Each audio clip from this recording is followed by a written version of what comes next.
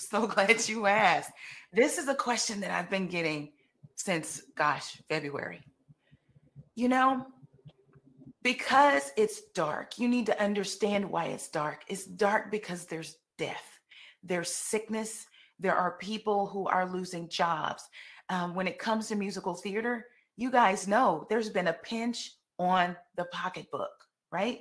Economically, we're having to deal with so much. And then when you deal with what's happening at home, whether you are a frontline worker, whether you are someone who is professional and is having to work from home and have online school right next door, stress is on you.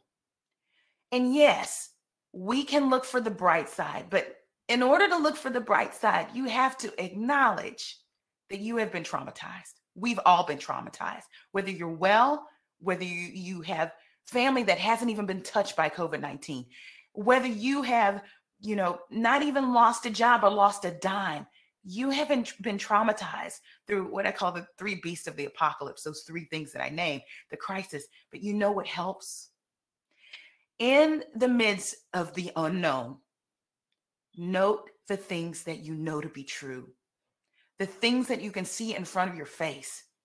And yes, it's stressful knowing that my 8-year-old is right outside. Now, my mom is helping me right now, but I want to make sure that she logs on for her class while I'm doing a keynote here and running a business out of my home.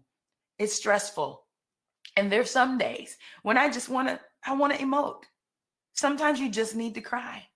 You let it out, but then you say, I'm thankful for this lovely home that I've been blessed with.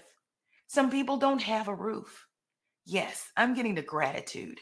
You need to think of the things that you can be grateful for despite it all.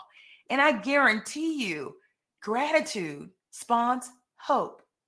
And guess what? You need hope to put together a plan. That's the other thing that I'm going to say to you. Getting through a day is all about putting one foot in front of the other. But if you can plan your day, and I'm not even saying plan your year at this point, that's overwhelming. Sometimes even planning your week is overwhelming. I do a thing called chunking, and that's that thing where you put one foot in front of the other. And when you accomplish that small thing, girl, you celebrate, okay? If that means they deliver a froyo to your front door, that's a celebration. Pat yourself on the back for making it. And as you can plan those days, planning hope is infused in planning. Do you see how gratitude spurs hope?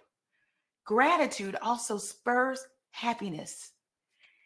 My little daughter is having bad dreams at night because she hears the news, even though we try to keep it from her. She wants to go back to school and she can't. She wants to make sure mommy stays healthy. So every night before we go to bed, we have happy thoughts. And I say to Joni, what's your happy thought? What are you grateful for? And she'll say, you know what? I'm grateful that I have my mommy. And she can't help but smile.